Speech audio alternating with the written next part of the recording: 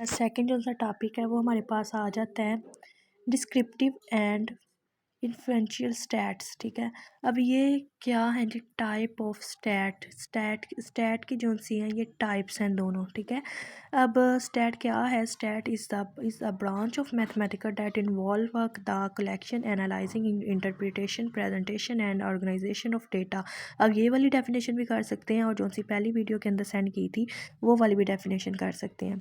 ठीक है जी, सेम इनका मफहूम है, सेम इनकी डेफिनेशन है, सेम इनके मीनिंग्स हैं। ठीक है, अब इसका यूज़ क्या है? स्टैट को हम कहाँ कहाँ पर यूज़ करते हैं? स्टैट को हम यूज़ करते हैं अपनी साइंस के अंदर, अपने बिजनेस के अंदर। ठीक है, इकोनॉमिकली तौर पर भी और फाइनेंशियली तौर पर भी हम इसको यूज़ करते हैं। अगर डिस्क्रिप्टिव स्टैट जो सा होता है उसके अंदर क्या होता है? उसके अंदर कौन सी चीज़ें होती हैं? अबाउट समराइजेशन होती है एंड प्रेजेंटिंग होती है डेटा इन अ मीनिंगफुल वे। अब इसके अंदर एक चीज़ को मीनिंगफुल वे के साथ डिस्क्राइब किया जाता है कि ये चीज़ ऐसे थी, मिसाल के तौर पर जैसे न्यूमेरिकल किया जाता है ना, फार्मूले वगैरह पुट करके, वैसे किया जाता है।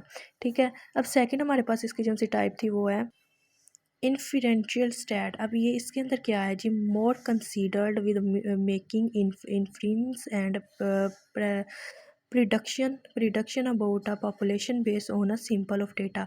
अब इसके अंदर क्या कहा जाता है कि इसको इस तरह से डिस्क्राइब किया जाता है जैसे मैप वगैरह बनाए जाते हैं और ब्लॉक्स वगैरह बनाए जाते हैं और उसको एक क्या नाम लेते हैं, ग्राफ की शेप दी जाती है ना, उस लिहाज से इसको ऐसे बनाया जाता है जिसके अंदर हमें देखते हैं इतनी परसेंटेज है, इसका मतलब है जो सा हमारा कारोबार है वो इंक्रीज़ हो रहा है, इतनी परसेंटेज इसका मतलब हमारा जो सा कारोबार है वो डिक्रीज़ हो रहा है। ठीक है, मतलब कि नुकसान में जा रहा है, घाटे में जा रहा है, ये चीज़ें आती हैं। और जो सा ऊपर वाला है डिस्क्रिप्टिव टिव स्टैट जो सा उसके अंदर समरी बनाई जाती है पूरी के किस तरह क्या हुआ और कैसे कैसे और इसके क्या जो से असरात हैं। ठीक है, प्रेजेंटेशन मतलब कि दी जाती है, प्रेजेंट किया जाता है इस चीज़ को कि ये चीज़ ऐसे बनी थी। आगे हमारे पास इसकी टाइप्स आ गई हैं डिस्क्रिप्टिव की। आगे की कौन सी हैं? तीन इसकी मेजर टाइप्स आ गई हैं, measure of central tendency, measure of speed और मेजर ऑफ शेप। पमाइश करना, सेंटर की पमाइश करना, स्पीड की पमाइश करना और शेप की पमाइश करना। सबसे पहले अब हमारे पास आ जाता है मेजर करना ऑफ सेंट्रल टेंडेंसी को मेजर करना है जी। अब फर्दर इनको डिवाइड किया गया है, मतलब कि इसके फर्स्ट टॉपिक को तीन आगे डिवाइड किया जाए तीन चीज़ों में, मीन, मीडिया और मूड। ठीक है, अब असम्बल द फॉलोइंग डेटा सेट। अब देखो, अब जो सा मैंने यहाँ पे डेटा जो सा है उसको मैंने सेट किया हुआ है, क्या मैंने यहाँ पे लिखा हुआ है? For example 10 20 30 20 40 20 16। अब ये क्या है? ये सारा हमारे पास एक डेटा मौजूद है। मीन, अब हमने इसका मीन मालूम करना है तो हम लिखेंगे n इज इक्वल है 7। इसकी कितनी तादाद है? अब n इज़ इक्वल 7 है, मतलब कि अब इसकी तादाद गिनो ना, मतलब कि ये देखो, अब मैं 1 2 3 4 5 6 और 10 वाला 7। ठीक है, ये क्या होगी? n की मकदार जो उनसे हमारे पास 7 होगी। अब हमने मीन मालूम करना है तो इन सब को हम जमा करेंगे, हमारे पास रकम आएगी 150। इन सब को जमा करने से 150 आएगी और हमने इसको बाय 7 काट देना। आप कैलकुलेटर करके देखियो और इसका आंसर आएगा 21.42। ठीक है, ये वाला हमने मीन मालूम करने का फार्मूला ये है।